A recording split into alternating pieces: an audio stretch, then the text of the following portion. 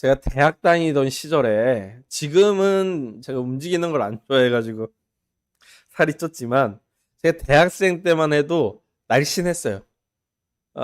못 믿으실 수 있겠지만 날씬했어요. 그리고 움직이는 것도 좋아하고 특히 운동 같은 것도 좋아해서 볼링 치는 것도 좋아하고 농구도 좋아하고 축구도 좋아하고 참 다양하게 좋아했던 것 같습니다.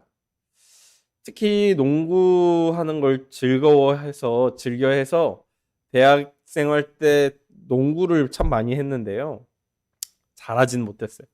농구는 잘하진 못했는데, 근데 하는 걸 좋아했어요. 어쩔 때는 수업도 안 들어가고 농구할 정도로 농구하는 걸 즐거워해서 제 친구가 지나가면서 야, 너 무슨 수업인데 왜 안 들어갔냐? 빨리 들어가라. 해가지고 허겁지겁 들어가기도 했죠. 그렇게 농구장에서 농구하다 보면 제 친구 중에 저랑 친한 친구 하나가 꼭 그 옆을 지나가는 거예요. 그러면 야, 같이 농구하자 그러면 그 친구 농구는 별로 안 좋아해서 운동을 안 좋아해가지고 그냥 지나가요. 안 한다고.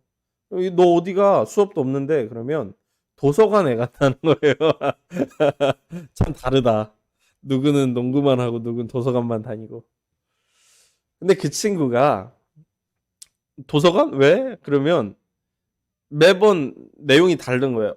어떤 때는 수지침이라는 걸 배우러 가는 거고, 어떤 때는 자기 이제 기질 검사 하러 가는 거죠.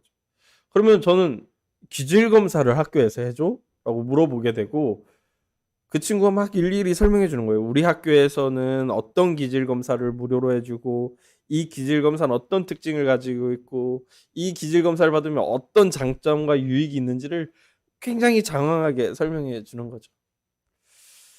관심이 전혀 없었기 때문에, 진짜 전혀 없었기 때문에, 귓등으로 흘려보내고, 아, 쟨 참 나랑 다르다 생각하고 시간을 흘려보내곤 했습니다. 그때 보면 저는 주로 놀고 재밌고 즐겁고 움직이는 거에 관심이 있어서 농구장에서 주로 살았다면 그 친구는 무언가를 배우고 자신의 기질을 파악하고 자신의 삶에 무엇이 내 삶에 유익이 있을까에 대해 관심을 갖고 살았던 것 같아요. 사람이 어디에 있는가는 그 사람의 관심이 무엇인지를 굉장히 잘 보여주는 어, 기준 중에 하나가 되곤 하는 거죠. 그래서 가끔 보면 어떤 사람들은 돈 벌 수 있는 자리에 많이 가 있곤 해요.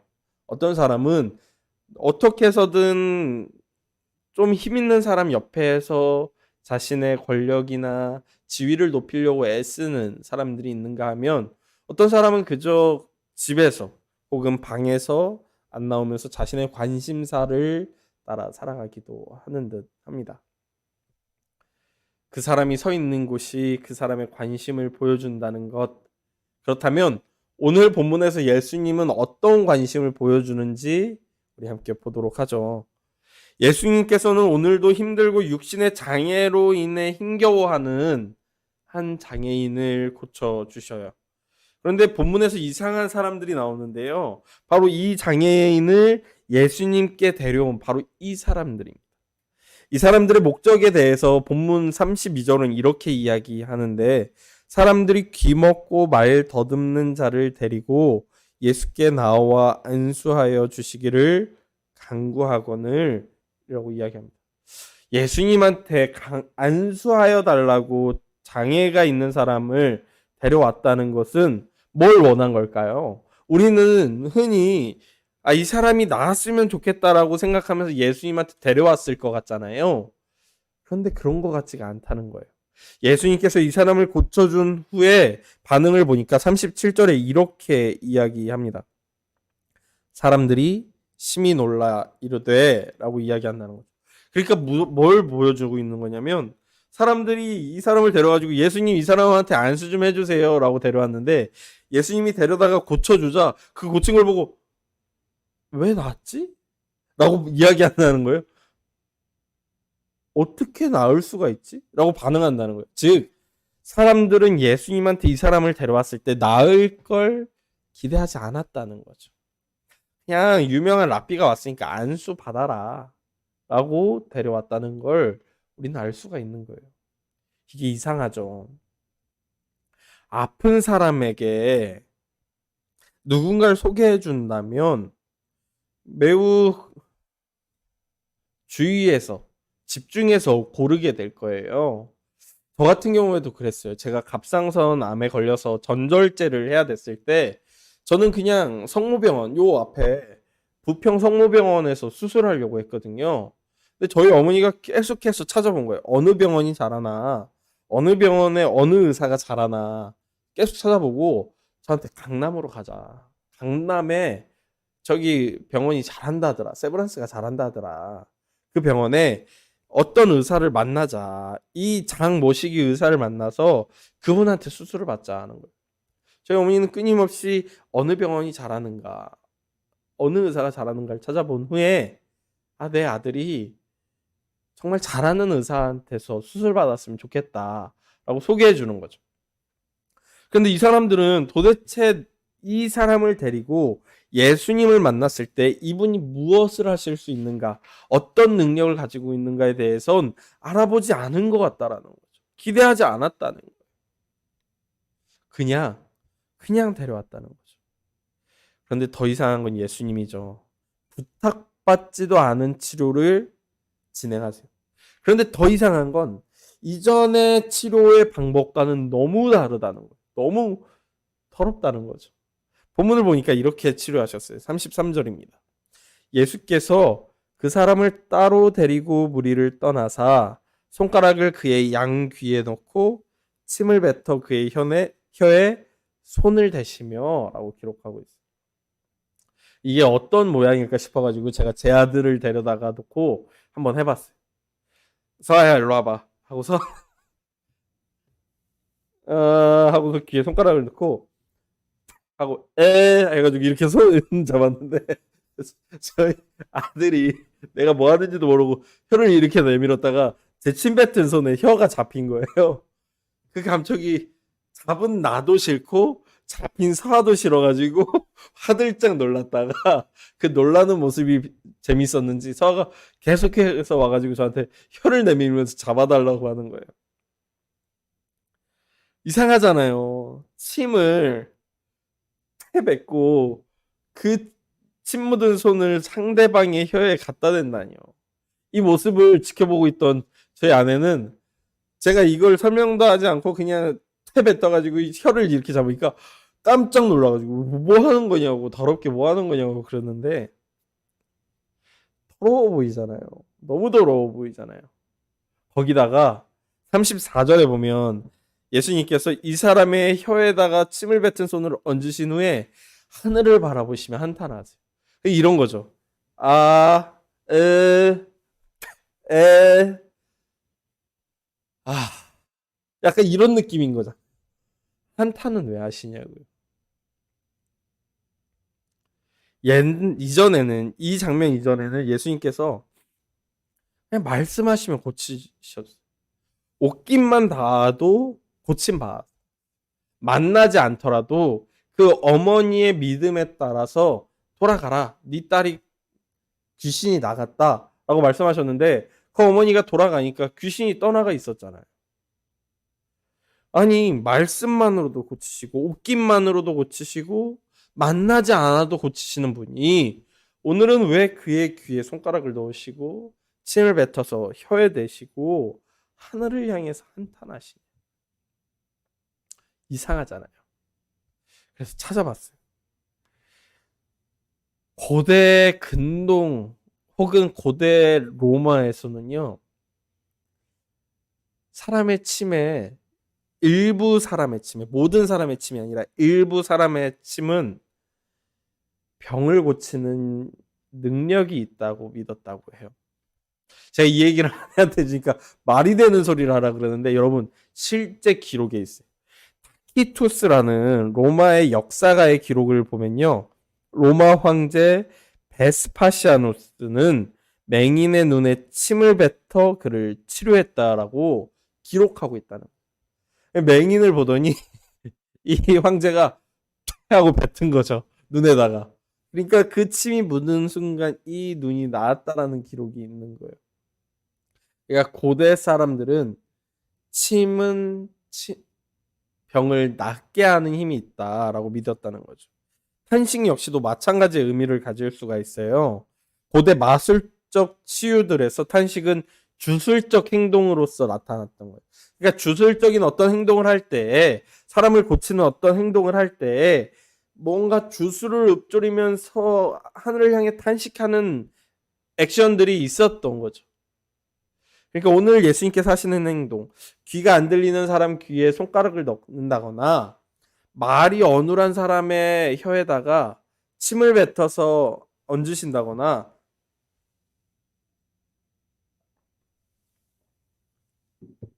하늘을 향해서 탄식하시는 이런 행동들은요, 고대 사회에서 보기에는 지극히 어쩌면 보면 평범한, 당연한 병을 치유하는 어떤 모습을 보여주는 것이죠. 사실 이전에 있었던 모습들, 그냥 말씀으로 만나지도 않았는데 고쳐주시는 것이야말로 그 당시 사회에서는 익숙하지 않았던 거고, 오늘 본문이야말로 고대 사회에서 매우 익숙한 병을 고치는 행위였다는 거예요. 왜 그러시는 걸까요? 근데 그 익숙한 행동을 우리는 상대방이 어떤 사람인지를 이해할 때 예수님의 이 행동이 왜 이루어지는지를 이해할 수가 있습니다. 상대방에 대한 오늘 본문의 표현은 귀가 안 들리고 혀가 말이 어눌하다라고 표현하고 있어요. 그러니까 이 사람은 나면서부터 귀가 먹고 말이 안 되는 사람은 아니었던 것 같아요. 제가 예전에 봤던 그 영화 중에 글러브라는 우리나라 영화가 있는데, 이 영화는 그 청각 장애인 야구단을 소재로 한 영화예요. 이 영화의 주연 중에 한 명인 투수는 나면서부터 청각 장애인은 아니었어요.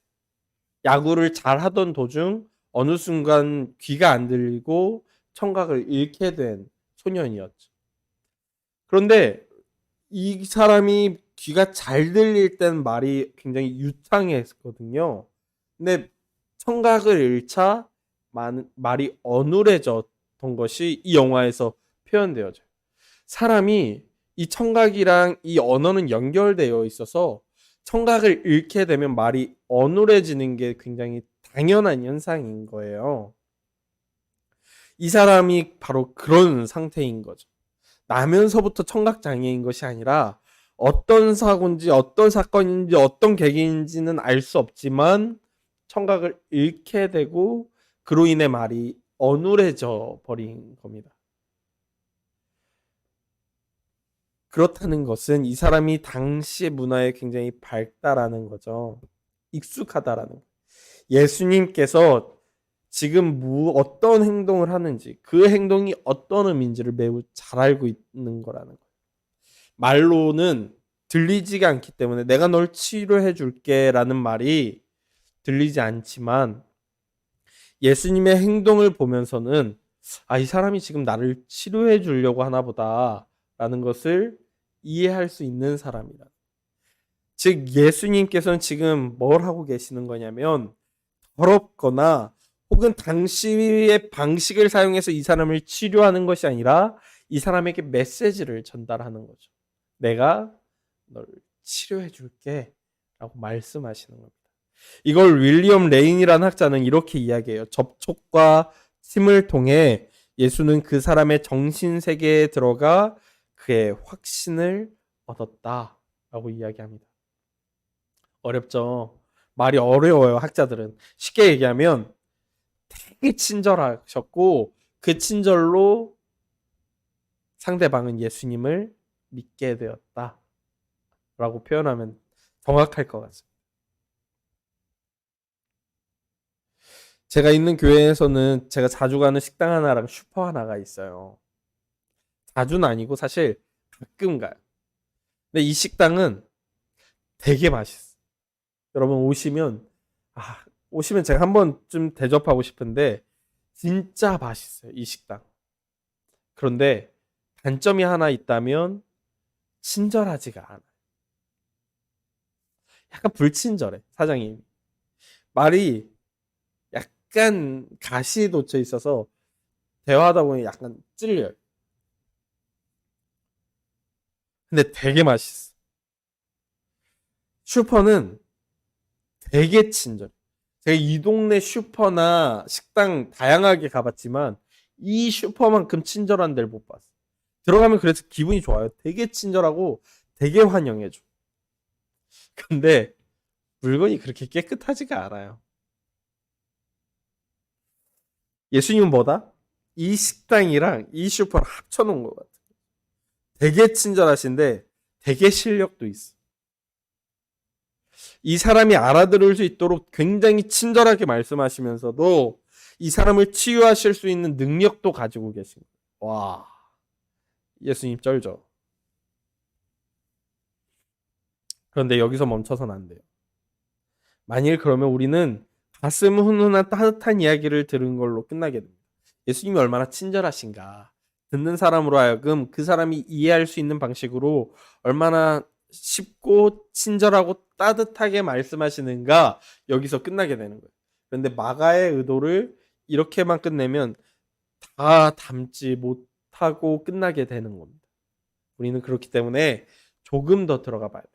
마가는 오늘 본문을 읽는 사람으로 하여금 두 가지를 바로 캐치하게 만들어요. 하나는 예수님의 이러한 방식이 사람을 고치는 것은 아니다. 왜냐하면 예수님께서 마치 주술을 읊조리는 듯이 에바다라고 이야기하시지만 마가는 이것이 주술이 아니라는 걸 바로 이어서 이야기해줘. 이 말의 뜻은 열려라 라는 뜻이다 라고 바로 설명해줘. 즉 주술을 하는 것이 아니라고 마가는 바로 이야기하는 거죠. 예수님이 침을 뱉는 행위나 하늘을 향해 탄식하시는 것이나 사람의 귀에 손가락을 넣는 것이 주술이 아니다. 이것으로 사람을 고치는 것이 아니다 라는 걸 마가는 바로 보여줍니다. 그리고 또 하나는 이걸 읽는 사람으로 하여금 이사야 말씀이 떠오르게 해요. 우리는 이게 안 떠오르죠. 물론 저도 이 본문을 처음 읽을 때 이사야가 안 떠올랐어요. 왜냐하면 우린 한글 성경을 읽고 있기 때문입니다. 헬라어 성경을 읽는다면 여러분 우리는 자연스럽게 이사야를 떠올렸을 거예요. 왜냐하면 32절 때문인데요. 32절은 이렇게 이야기합니다. 사람들이 귀먹고 말 더듬는 자를 데리고 예수께 나와 안수하여 주시기를 간구하거늘 이라고 이야기해요. 여기서 말 더듬는다라는 단어는 헬라어로 모길랄로스라는 단어입니다. 모길랄로스. 이 단어가 웬만해서는 안 쓰이는 단어예요. 거의 안 쓰이는. 신약에서 딱 여기 한 군데 쓰였어. 여기 한 군데. 우리가 구약 성경은 히브리어로 쓰였다라고 생각하시잖아요. 근데 이 히브리어는 사어예요. 죽은 언어예요. 더 이상 안 쓰이는 언어예요. 예수님 당시에도 히브리어는 사어였어요. 특히나 유대인들이 이민 가서 살았잖아요. 자의에 의해서 이민 간 건 아니고 페르시아에 의해서, 바벨론에 의해서 멸망하고 끌려가서 페르시아 전역에 흩어져서 살게 됐는데 우린 이들을 디아스포라 유대인이라고 표현하죠. 이 디아스포라 유대인들이 2세대, 3세대, 4세대로 흘러가면서 히브리어를 너무 잃어버리고 히브리어를 읽다 보니까 성경을 못 읽게 되고 성경을 못 읽으니까 하나님에 대한 이해도가 너무 떨어지고 율법이나 은혜나 하나님이나 그런 것들을 너무 잃고 유대교에서 너무 멀어지는 거예요. 랍비들은 문제의식을 느꼈습니다. 그래서 어떻게 하면 이 2, 3, 4세대들에게 성경을 가르칠까, 성경을 읽게 할까 고민하다가 성경을 번역해야 되겠다라고 판단했어요. 예수님 오시기 약 300년 전, 그러니까 기원전 300년경에 랍비들 약 72명이 모여서 성경, 히브리어로 된 성경을 헬라어로 번역하기 시작했어요. 그리고 이 번역한 성경을 우리가 흔히 이야기하는 그 유명한 70인역이라고 이야기하는 겁니다. 이 70인역은 그러니까 헬라어로 된 성경책인 거예요. 당시 예수님 시대만 해도 이 헬라어로 된 70인역을 굉장히 많이 읽었어요. 그러니까 예수님 시대에서 성경을 읽는다는 건 헬라어로 된 성경을 읽었다라는 거죠. 그런데 이 모길랄로스라는 단어가 신약에서 딱 한 군데, 이 마가 오늘 본문에서만 쓰였듯이 구약 헬라어 구약 70인역에서 거의 안 쓰였어요. 딱 하나 이사야서에서만 쓰인 겁니다. 그러니까 마가의 이 기록을 읽는 사람들로 하여금은 읽다 보면 모길랄로스? 이 단어를 쓴다고? 이 단어 읽어봤는데 어디서 읽었지? 아, 이사야에서 읽었지? 하고 떠오르게 된다라고. 이사야서 35장 5절에서 6절은 이렇게 표현하는데요. 제가 읽어드릴게요. 그때 맹인의 눈이 밝을 것이며 못 듣는 사람의 귀가 열릴 것이며 그때 저는 자는 사슴같이 뛸 것이며 말 못하는 자의 혀는 노래하리니 이는 광야에서 물이 솟겠고 사막에서 시내가 흐를 것임이라. 아멘. 뭐라고요? 이사야가 뭐라고 이야기한다고요? 못 보는 사람이 보고 못 듣는 사람이 듣고 못 걷는 사람이 걷고 말 못하는 사람이 노래할 것이다. 이 중에 두 가지가 오늘 본문 가운데 이루어지는 거죠. 한 사람에게서 못 듣고 말이 어눌한 사람이 듣고 노래하게 되는 일이 오늘 본문 가운데 이루어지는 겁니다. 그러면 마가는 왜 의도적으로 이 잘 사용되지 않는 단어를 통해 이사야를 떠오르게 하는 거죠?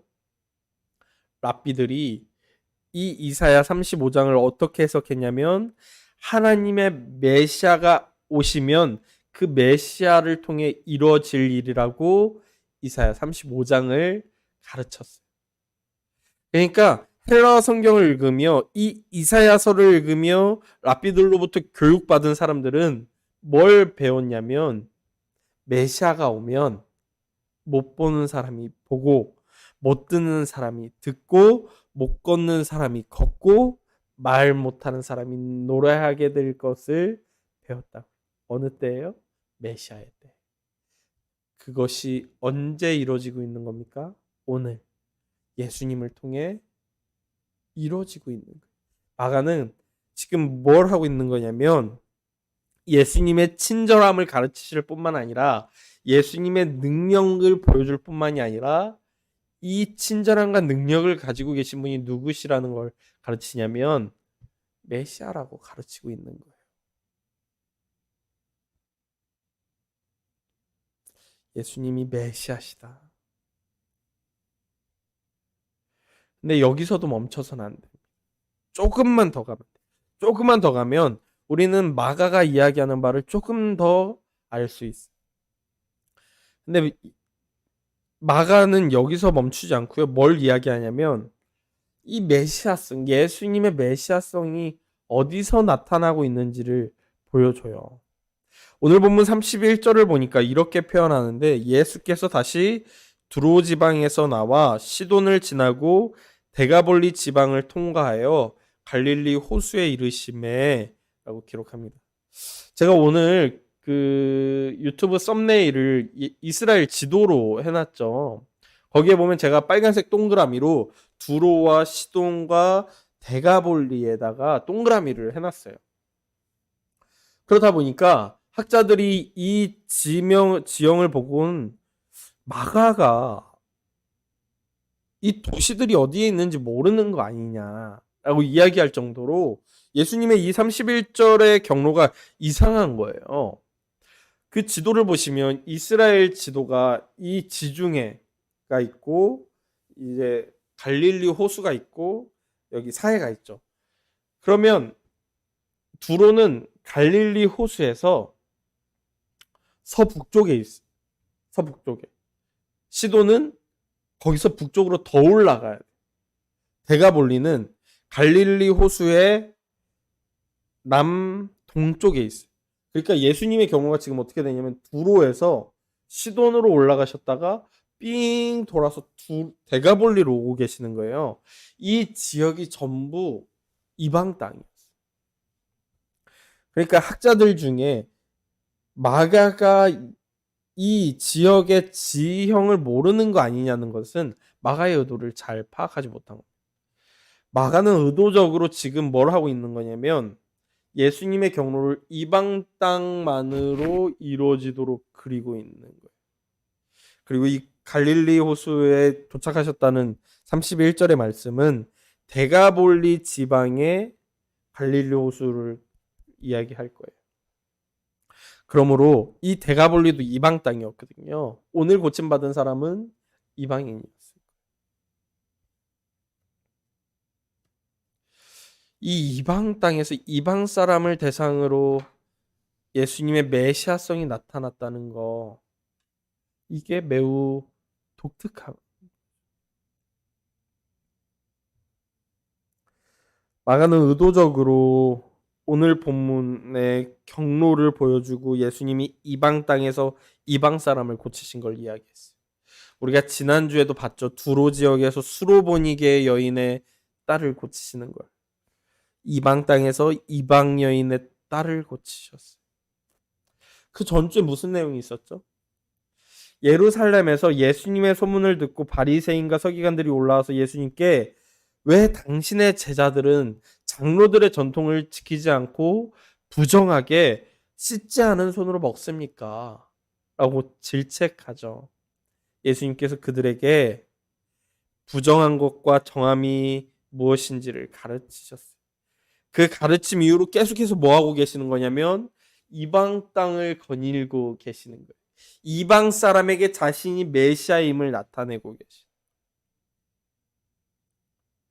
하나님의 선택된 백성인 이스라엘 사람들에게는 정함과 부정함이 무엇인지를 가르치시고서는 이 부정하다고 여겨지는 이방 땅에서 이방 사람을 고치시는 것.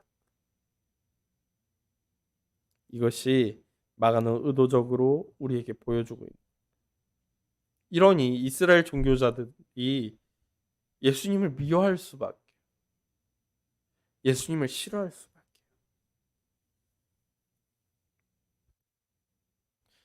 예수님께서는 이 이방 땅에도 하나님의 나라가 임할 수 있다.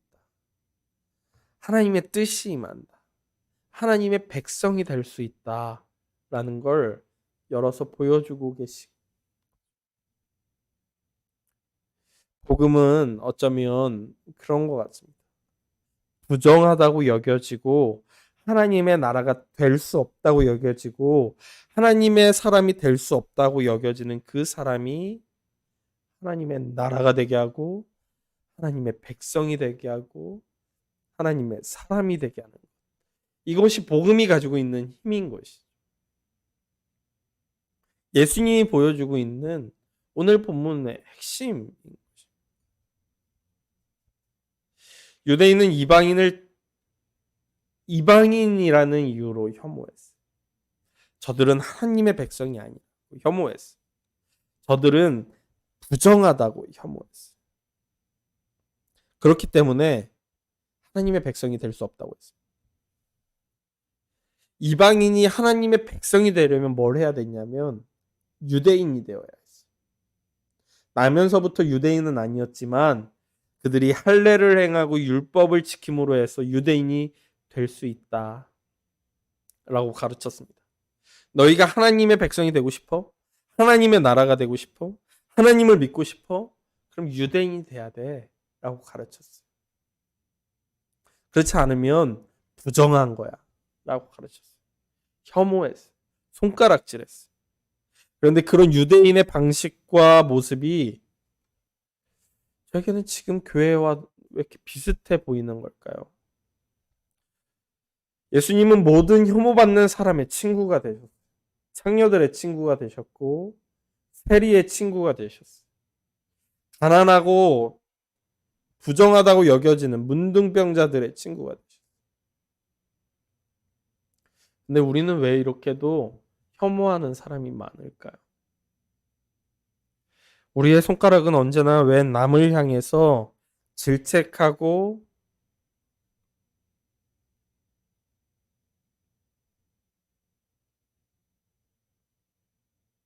부정하다고 말하는데 사용되는 걸까요? 우리 역시도 유대인과 그렇게 다르지 않은 모습을 가지고 살아가는 듯 합니다. 너희가 하나님의 백성이 되고 싶다면, 예수님을 믿고 싶다면 나와 똑같이 돼야 해 하고 말이죠.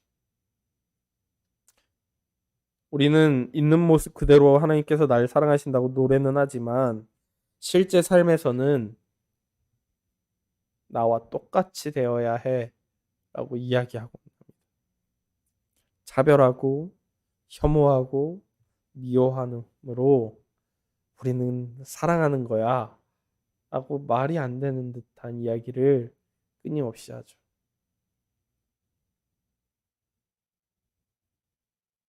한때 사실 그랬어요. 동성애는 저주받을 짓이라고 이야기하곤 했죠. 지금도 그렇죠. 근데 여러분 그거 아세요? 월경도 부정하다고 여겨졌었어요. 여성들이 한 달에 한 번 하는 월경은 부정한 것으로 여겨졌었어요. 여성과 아이는 그냥 여성과 아이라는 이유로 숫자에 취급받지 않은 존재였어요. 문둥병이라 불리는 한센병은요, 하나님이 저주하신 병으로 여겨졌어요. 에이즈 역시도 하나님의 저주라고 여겨졌죠. 그런데 지금 많이 달라지지 않았나요? 누가 문둥병에 걸렸다는 이유만으로 부정하다, 손가락질 받으며 하나님이 저주하셨다라고 이야기됩니까? 누가 그렇게 비인격적으로 혐오하고 차별하죠? 이젠 안 그러잖아요. 누가 에이즈에 걸렸다는 이유만으로 손가락질하고 혐오하고 차별합니까? 그렇지 않잖아요. 누가 월경을 한다는 이유만으로 당신은 예배당에 들어올 수 없으니 나가십시오라고 차별받습니까? 그렇지 않잖아요. 성경은 여전히 구약 성경은 월경에 대해서 부정하다고 말하고 문둥병은 하나님의 저주받은 병이라고 이야기하지만 그 취지를 이해한 채 우리는 이제는 그것들에 대해서 부정하다라고 말하지 않잖아요. 차별하지 않잖아요. 그런데 왜 그 외에 다른 것들은 여전히 차별받고 혐오되어야 하고 넌 그것을 고쳐야만 나와 똑같이 될 수 있다라고 용납되어야 하는 것입니다.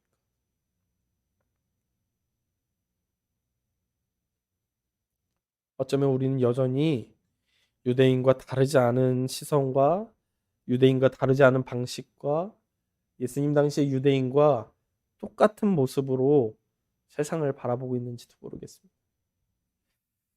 예수님께서는 그런 우리의 시선을 향해서 뭐라고 말씀하실까요? 모든 차별을 파하시고 모든 부정함을 보혈로 씻으신 예수님께서 의신칭이라고 우리가 고백하는 이 신학은 왜 유독 몇몇 사람들에게만 허용되지 않는 것인지 저는 묻지 않을 수 없어요. 여러분, 혐오하는 그리스도인이 되지 맙시다. 혐오로 사랑을 나타내지 맙시다. 사랑으로, 용납으로 그리스도의 살아계심을 예수님께서 수로보니게 여인에게 지심으로 사랑을 나타내셨듯 예수님께서 바리새인과의 논쟁 이후로 끊임없이 이방 땅을 다니며 정함이 무엇인지를 나타내시듯 정말 당시의 문화를 사용해서 그 친절을 나타내시며 자신이 메시아임을 나타내시듯 용납과 사랑으로 성경의 진짜 의미와 가치를 따라 이웃에게 다가가는 이웃과 함께 살아가는 우리가 되길 소망합니다. 기도하겠습니다. 하나님,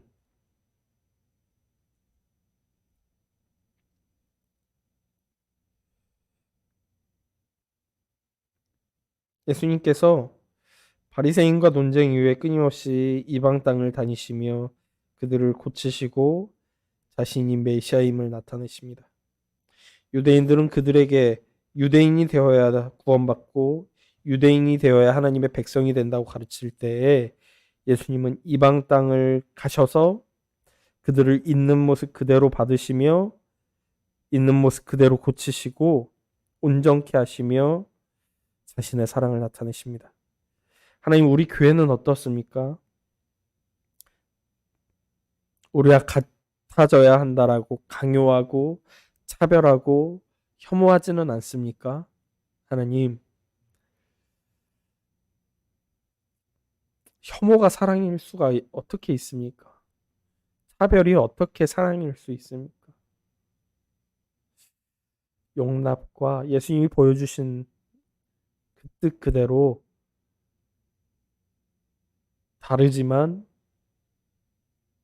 하나님 앞에 같을 수 있다는 것을 우리가 이해할 수 있도록, 그러므로 이웃에게 다가갈 때에, 더불어 살아갈 때에 함께 할 수 있는 우리가 되도록 인도해 주십시오. 우리의 고정관념을 깨뜨려 주십시오. 우리의 편견을 깨뜨려 주십시오. 우리의 거짓된 욕망을 파하여 주십시오. 그리고 그곳에 하나님의 사랑과 용납과 용서와 은혜가 자리매김해서 내가 먼저 하나님의 사랑을 받고 용납받고 용서받고 자녀가 되었듯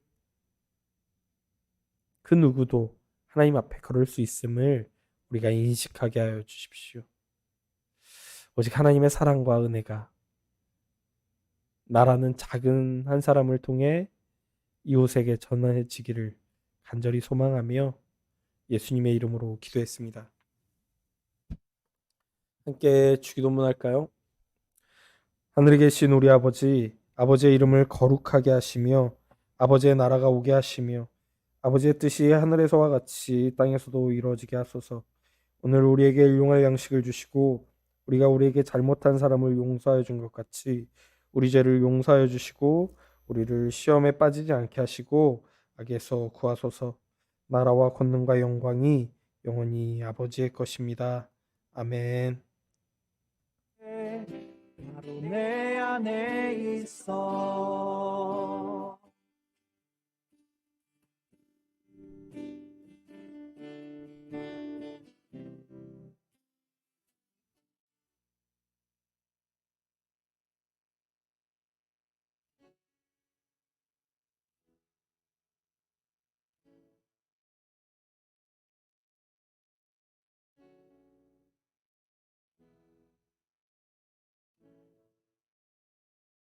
야곱은 날 외면하여도 주님은 날 보아주신다.